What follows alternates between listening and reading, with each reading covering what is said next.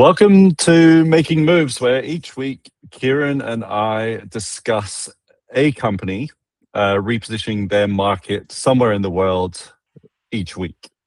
Always picked from a couple of options sent to us by our team with very little notice, always discussed in under 15 minutes, always unscripted, always unedited, and therefore always with the assistance of some sort of cognitive not always stimulant, cognitive lubrication of some sort.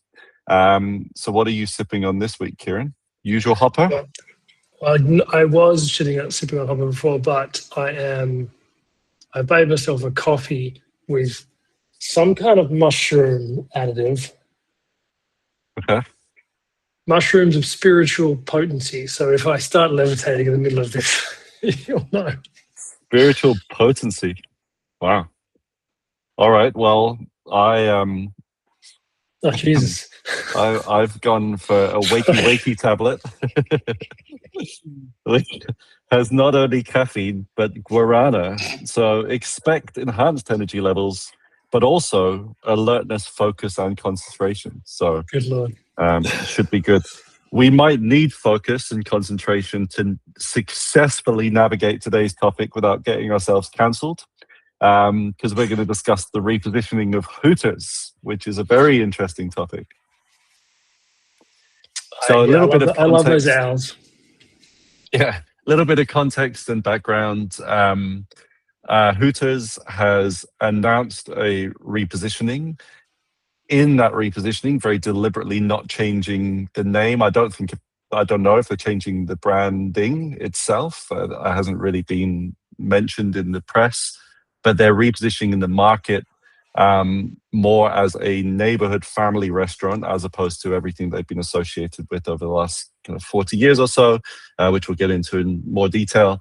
And this is off the back of the original founding team buying out private equity last year. I'm not sure how long it had been private equity owned, but the sub-narrative is the CEO, who's been CEO for a long time, blaming the private equity ownership era for taking the company off the rails, essentially, and turning it into a kind of boys' club sort of model. So there is a question of around the origin story, and was that something different, or is that all sort of window dressing? So we'll get into the details of it all, but what were your original observations?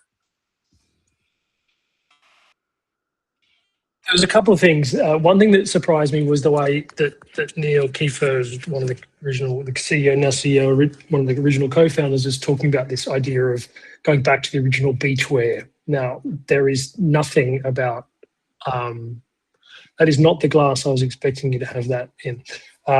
There is nothing about Hooters that I would have associated with beach. Definitely Midwest has been my experience of America.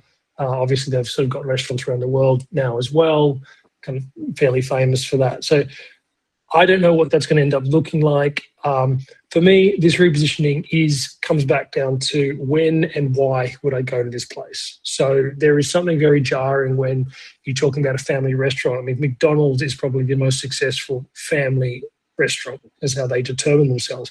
But there's many occasions in something like a McDonald's experience which what makes them so mega successful. So for me, I'm asking myself, sports, yes, I could go to Hooters. Take a date there, not so sure. Maybe a certain type of date. Birthdays, adult parties, maybe, and a certain type of adult party. Kids parties, I don't see that happening. A parents' night out. You've got a lot of other chains that are a bit more kind of classy and things like that. I'm not sure. I still see this very much without changing the name, and I don't know why you would, because then I don't know what you're buying. I'm not so convinced that this is going to be that much of a big change. Yeah, it's interesting. I think so. This is in the face of declining sales, declining footprint. I think both are down something like a third over the last 5 to 10 years. So they're going backwards, and I guess that's the context or the stimulus for the repositioning.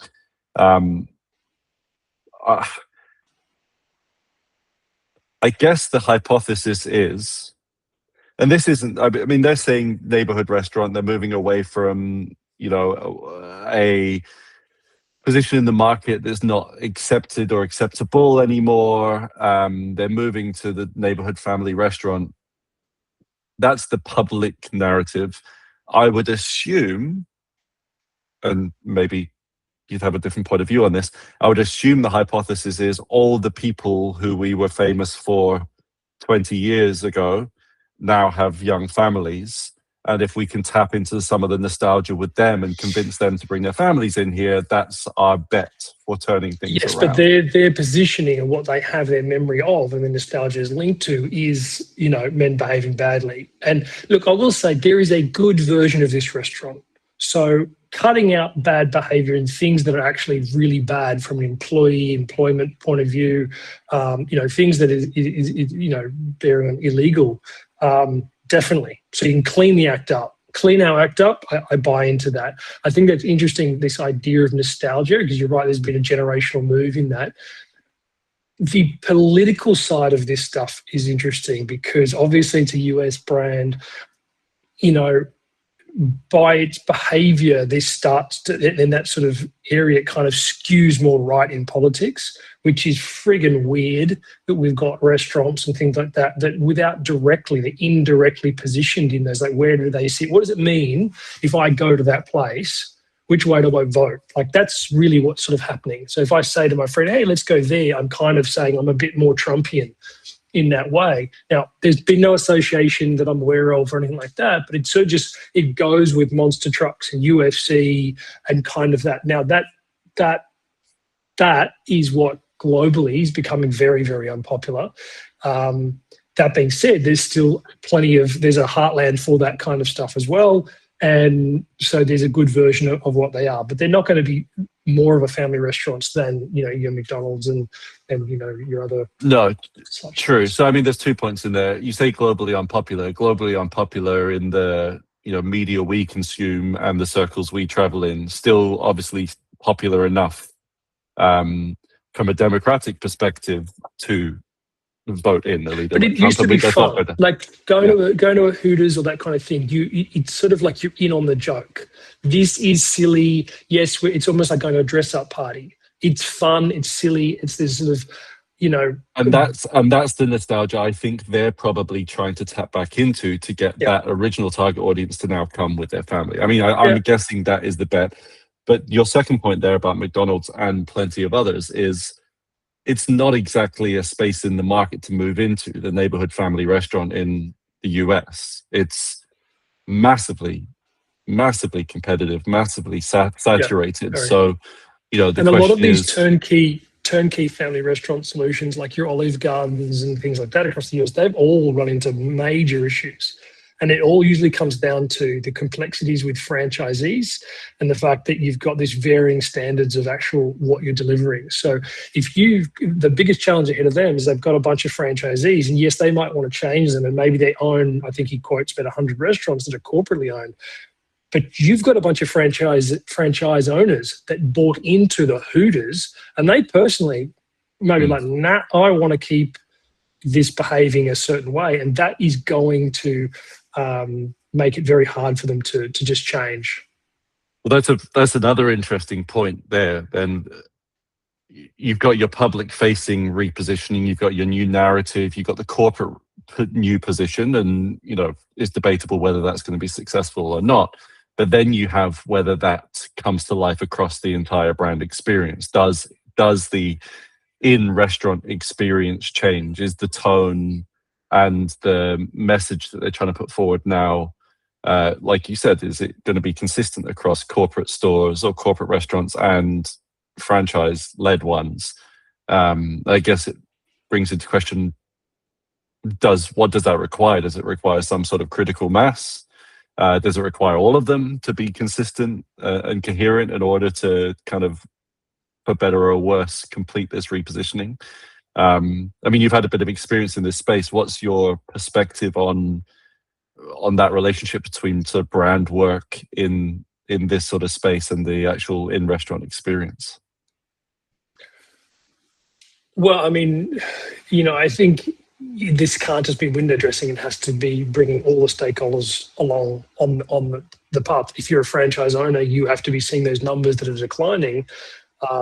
You will have some that go, well, where we are positioned physically located, this brand reputation works perfectly. Actually, we don't want to change it. So I think that they will, have to balance that because and this is what's interesting is that like the difference between a company and a brand, which is just being the reputation of said thing, you can't separate them when you say, oh, well, this restaurant will behave this way and this restaurant will behave this way. If that restaurant ends up in the news, it bears the same name and they say Hooters back at it again doing blah, blah, blah. So it drags down all the effort. That's where you, as a company, start kind of going, well, we're going to call those restaurants something different and these restaurants something else. But in this case, Hooters' strength is also its weakness. It's so known in a pop culture sense, even if people have never even gone there. Yeah, and that's the thing. Like you said at the start, change the name, change the brand, and then what do you have? And you're trying to enter this massively competitive space. It would be a fool's errand. Pots and pans and rental and leases.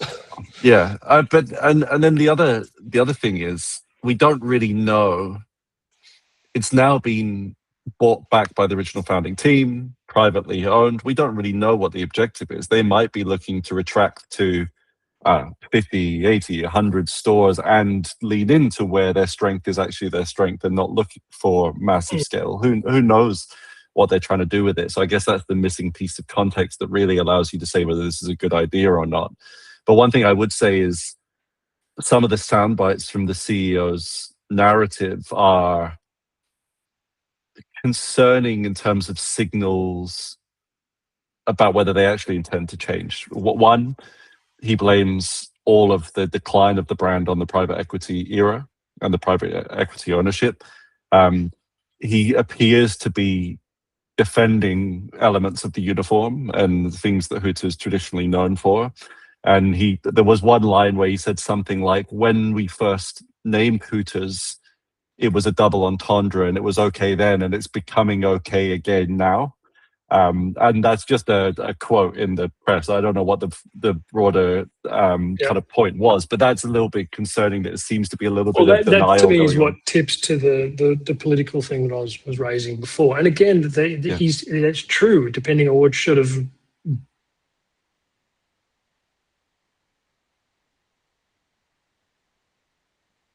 Don't believe that. Don't buy this business back because that is the name. And even if you said, oh, it no longer means that, well, it does in the hearts and minds of many people. And I think, there's definitely a place for restaurants like this. They're fun. Like I said, if it's a place you go to and it's fun and it's, we all know what it is. And there's nothing, I don't think, this is where I could get cancelled. I don't think there's anything wrong with that. Like, I think that's what it should be. But there's a play where if you're not careful, that slides into sloppy operations and the assumption that operationally we're allowed to behave badly. And actually, that's not what that message should exactly. Be. And there's the whole point around kind of employees and them as an employer and all the rest of it, particularly managing that over a franchise network that you mentioned earlier, which is dangerous. But if they get that right and there is an audience, it's just about understanding how big your audience is and having a business model around that, even if that means who knows what they bought it back for or what their objectives are. But it'll certainly be an interesting story. I, for one, am not bullish on it. I'm not sure that it might just, we've witnessed a slow decline under the original ownership, but we shall see. Well, I think if anyone's going to be able to course correct, it will be the original owners. All right. And we're pretty much out of time there. So best of luck.